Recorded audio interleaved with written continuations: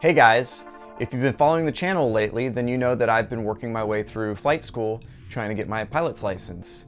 And although learning to fly is a lot of fun, it's also a lot of work. I have been attempting to record my journey through flight school, and recording audio and recording video, it really does take a back seat to learning. I try to get all this stuff set up ahead of time before the flight instructor even steps onto the tarmac, because once the flight instructor's there and once the engine's running, that's my money burning away. So I want to be as effective when it comes to learning as possible. Therefore, the video and the audio sometimes doesn't work out the way I want it to.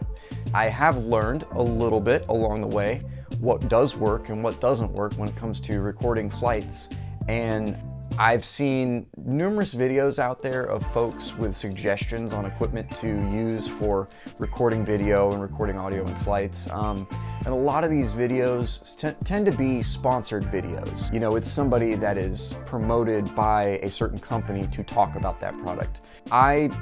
I'm not sponsored by anybody, and this is not a promotion, so I wanted to go over some of the things I've learned along the way, talk about some of the products that work and some that don't, and various techniques that you can do. So let's get into it. Let's start off with audio recording. If you watch some of the first videos I put out from flight school, you'll notice that there's either no audio or the audio is coming directly off the camera and it's really noisy and you can barely hear what's going on. Or once I did start getting some of that headset intercom audio, it was really abrasive. There was a lot of radio interference and other noises in the background that just made it kind of unbearable to listen to. It's been a trial and error to figure out what's going to work when it comes to recording audio. And I finally landed on something that seems to work really well. So when I first started off recording the actual intercom audio, I was using the linear PCM recorder from Tascam here that I use for just about anything. And this little recorder, it's pretty solid. It's got, microphone input, 3.5 millimeter, headphone output. You can actually monitor your audio through there. Little hold switch, so if it gets bumped around, it's not going to stop.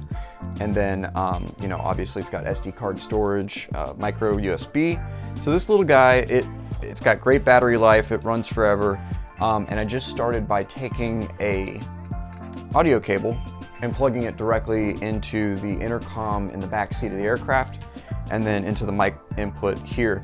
That was giving me an enormous amount of noise, and just it did not make for decent audio. More often than not, I ended up scrapping that audio, or if I did use it, I ended up having to do a lot of filtering and reducing the gain and running noise filters through it.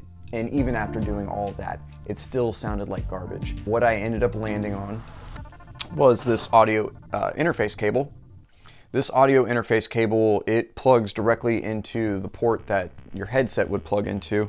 So, rather than plugging your headset audio and you plug this in first, and then you plug your headset into the output cable here, and then it's got a little 3.5 millimeter microphone jack that will plug into the top of the recorder. And that has given me by far the best audio. And I would assume there's some kind of noise reduction circuitry or something in here. I'm not too sure. The website didn't say anything about that. I can see on here it's made by Pilot USA. I picked this up from a store called Aircraft Spruce. They're pretty awesome. They're about 20 miles away from here. So anytime I order something from Aircraft Spruce, it's here within 24 hours. So they're great, and that's where I got this cable. I think it was like 35 bucks, but I'll put a link in the description so that you can check that out for yourself. So that's what ended up giving me the best audio. PCM linear recorder, the interface cable, and I basically turn the mic power off and I leave the gain all the way down, and that seems to be good. The intercom's putting out enough power for the gain to basically be fine by itself. Just set it at 0. That is my best solution for recording audio in the aircraft. Now, I know some people have the audio cable for the GoPro. You can plug it directly into the GoPro and that syncs the audio, brings it right in with the video. I don't have that luxury. My camera in the cockpit is too far away for that to work. It's also I use an older GoPro inside the cockpit. The Hero 9 is out on the wing, so there's no way I'm going to be able to hook an audio cable up to the GoPro on the wing. So for video recording, I've used several cameras and I finally landed on a setup that seems to work the best. I do have a couple recommendations here and I'll tell you about the cameras that I'm using. So the first camera I'll talk about is the GoPro Hero3. This camera is tried and true. It's been through everything and back. The Hero3 records at 1080p, 30 frames a second. And you know, it's not the most high resolution video, but it is reliable. And the battery lasts 2, maybe 3 hours sometimes. One charge and it'll just continuously record. It's reliable. I know when I turn this thing on, it's going to keep going. This is the camera that I've been using mostly in the cockpit for the behind the front seat view. It's, you know, suction cup to the window and it gives me a good view up front. Now, it does not have video stabilization included. So sometimes the video is just completely unusable, which sucks. But sometimes I can run it through a filter and kind of edit it out a little bit, maybe run a video stabilization effect. So sometimes that works, but other than that, I mean, I've got very few complaints about it. I will say the video from this is a little dark and dingy at times, especially in low light conditions. So I might have to go in post and brighten it up a little bit. But again, Hero3, tried and true, had this camera forever. It just works. So no complaints there. Now the next camera. I'm not so fond of this particular camera, but it is a relatively recent acquisition. I picked up the GoPro Hero9. The Hero9 is okay, I guess, in some regards. Real quick, I'll just go through the things that I don't like about it and then I'll talk about the things I like about it. So the GoPro Hero9, it is touted to be an action camera. In my mind, action camera means you're probably going to be outside in the environment recording stuff. In my mind, that's what action camera means. It means that this camera is going to be put in places that you wouldn't put a conventional camera, and that it's going to be able to handle situations that a conventional camera couldn't handle. And what I found out is that this camera likes to overheat all the time. It's very delicate. You have to treat it with care, otherwise it will fail you. And it's failed me quite a bit. So it will overheat in a very short amount of time. Just turning the thing on makes it start to get pretty warm. If you're running both screens, it's got a front screen and a back screen. If you're running both screens at the same time, it will definitely get hot pretty quick without recording. Now, if you're recording in 4K, I think it's even got like a 5K option at like 120 frames a second. If you're recording at those higher resolutions, this camera will absolutely get hot very quick. And unless you're recording in the Arctic tundra or in an ice box, yeah, it's going to shut off. It's going to overheat and shut off. And that's what I found out. I was trying to be a little ambitious the first time I used it. I had it in its open back case and I was running it at 4K, I think 120 frames a second, or whatever it would allow me to do. And yeah, I think I got 3 minutes of video out of that recording. It did not work well for me. So trial and error, I took it on a couple trips, played around with some different settings, trying to see what works, what doesn't. And I think I found 2K at 60 frames a second. Seems to be the best. As long as you're keeping air moving over it, it will run for the most part. Now, when I attach this to the aircraft, if I'm recording at 2K, 60 frames a second, I need to be expeditious about getting into the air, otherwise this will shut off. So if I get up to the hold short line and they tell me to hold short for, you know, traffic inbound and they've got 3 arrivals, this camera may not make it. It might shut off before I even get in the air. And there have been times when I've gotten in the air pretty quick and it records, and then I have to make a, you know, full stop taxi back or something. And in that taxi back, it shuts off. It's too much. So overheating is the #1 issue with this camera. If you look up GoPro overheating issues, there are a number of forums that discuss it. And I find it amusing how many people defend the overheating of this camera. They're like, yeah, of course it overheats because you're supposed to be snowboarding on a mountain in the Alps or something. They don't have a good reason why this camera overheats, but they'll defend it to the day they die. You know, it's an action camera. If you're gonna say it's an action camera, it needs to be able to stand out in the sunlight and record. And if you're gonna give it options like 5K, 120 frames a second, make those options realistic. Make the camera actually capable of recording at those resolutions without overheating and shutting off. You'll never be able to record at those resolutions without having air conditioning just blasting on this camera it won't handle it. So that is a big detraction from this camera. I understand that the Hero 10 also has a similar issue with overheating. GoPro, what's going on there? Fix this. It's an action camera. Shouldn't overheat. All right, so that's one of the issues. The other issue is battery life. The battery life is not very good, especially recording at higher resolutions. I think 2K at 60 frames a second gives me about an hour of recording. You know, it's a small battery, it's a powerful camera, so I guess that makes sense. I'm not gonna harp too much on the battery life there. What I will say though is this camera seems to always be on. You know, if I'm taking the SD card out and putting it back in, the camera turns on for a brief second. And you know, how else would it do that if it wasn't already, you know, some kind of circuitry was running in the background, eating up battery power.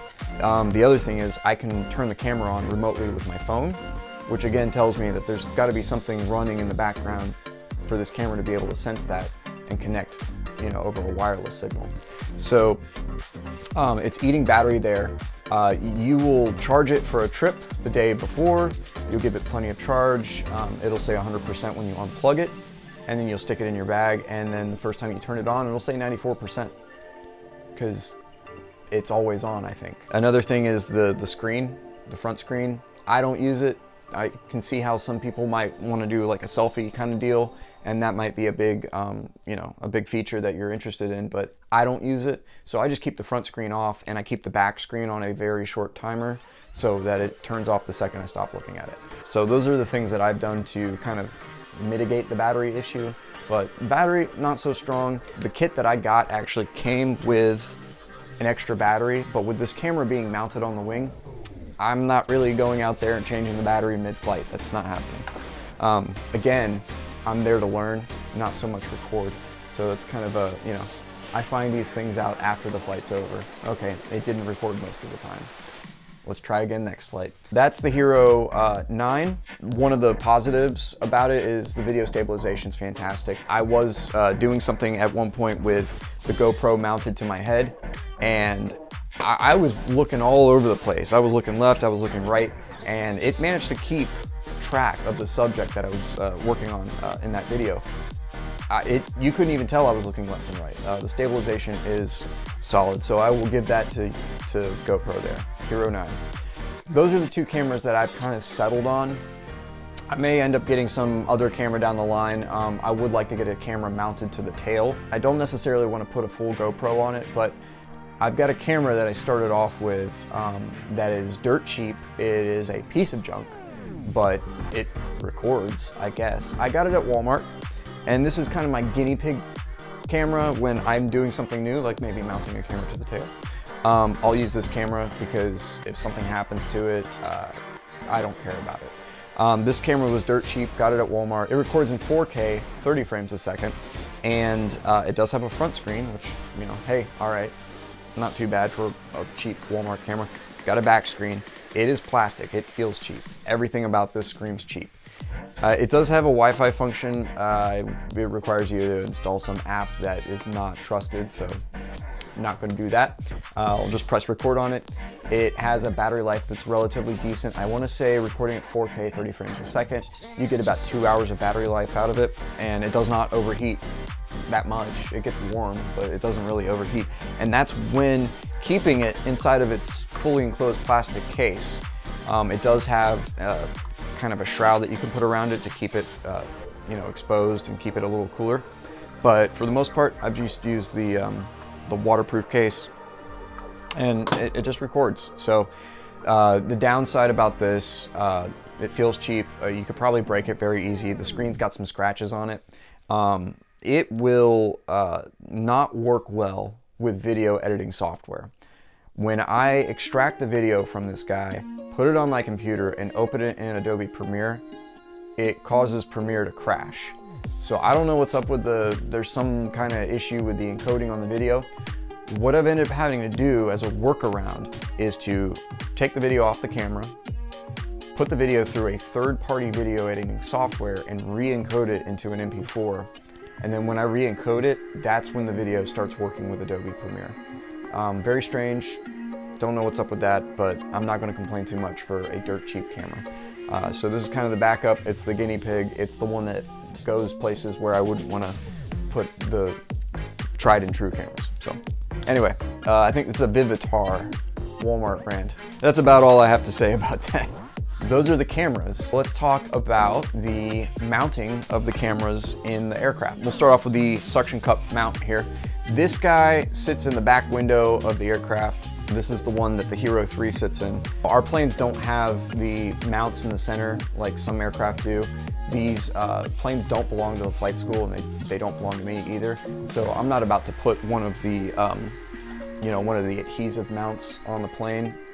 I know flight schools, some do have these already in place, but yeah, these planes don't belong to us, so not doing that. We got the suction cup for the back window, and with all of these articulating joints, I'm able to get the angle necessary to capture the video correctly. All these joints, I actually picked them up in a kit that I bought at Walmart. It came with all these different accessories and options, came with a million different things that you can use to mount the camera. So I thought that was pretty cool. I think I paid like $10 for all of these joints. So, I mean, it works with GoPro. I'm happy with it. So that's the one for the inside. When I started recording the videos for flight school, you may have noticed that I had some inside the cockpit, like right next to the yoke, you could see all the instruments. I was using a chest mount, one of these harness straps. And, it gave me some decent video, but it's not very entertaining. All you can see is my hands and the gauges in front of you. You can't see out the window, and you can't kind of get the full picture. So I moved away from the chest mount. Not really an interesting view. Maybe down the line when I get a little bit more into my training, I might bring back that view for something. Who knows?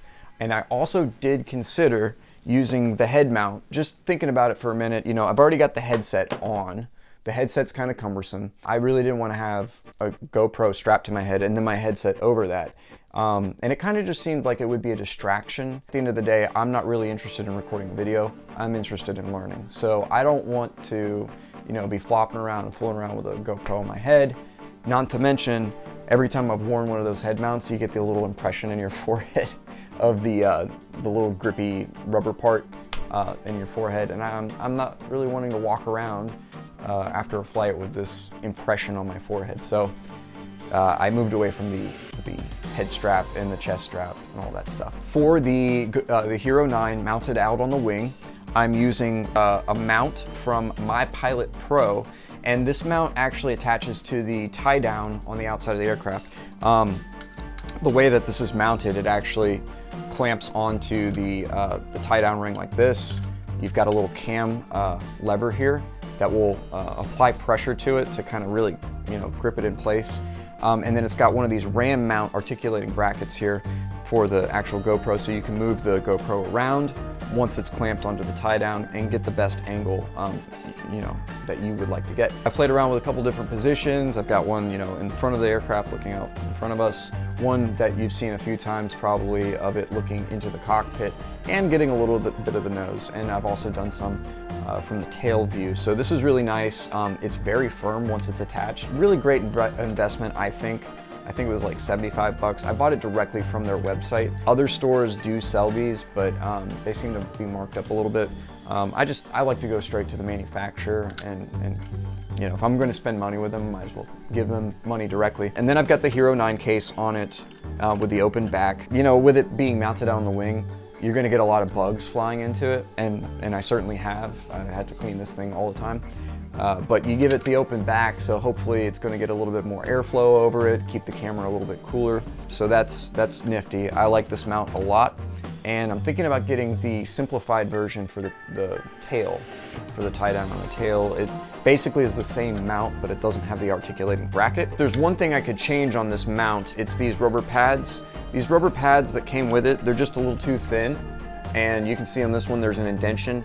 The other side of this setup, the rubber pad actually pinched all the way through and broke the rubber pad. So what I did, I ended up getting basically the same material. It's just a little bit thicker, and I cut out my own little pieces and stuck them on there. That seems to do the trick. The rubber pads are absolutely necessary because you don't want to scratch up the paint on the tie-down ring. Some tie-down rings are painted, and these planes don't belong to us, so And the last thing we want to do is something to scratch the paint on it and, you know, ruin it. So other than that, pretty solid mount. I really like it. So to bring everything together, I'm using Adobe Premiere Pro, which seems to be the industry standard. I am not a film editor, nor have I had any prior experience doing this, so I'm learning it as I go, which is an uphill battle. But you know, once you understand a couple basic concepts with Adobe Premiere, everything else seems to kind of fall into line. So that's the video editing product that I'm using, and seems to work for me. I just wish that they'd move away from the subscription model. I'd prefer to own it straight up front. That way I don't have to continue paying for it, but that's a discussion for another day. So this is my experience filming flights so far. I figured I'd put this video out because I do see a lot of those sponsored videos with people who are paid to talk about these products, but they never really give you any kind of real world insight as to how it will operate once you're there in the aircraft. So maybe from my perspective, it'll help you make a decision on what you would like to use when filming your flights. Any of the products that I mentioned in this video, I'll go ahead and post a link in the description so that you can check them out for yourself. If you have any suggestions for future content on the channel, feel free to leave a comment on this video or email me at curioustechworld@gmail.com. Be sure to like and subscribe, and thank you for watching.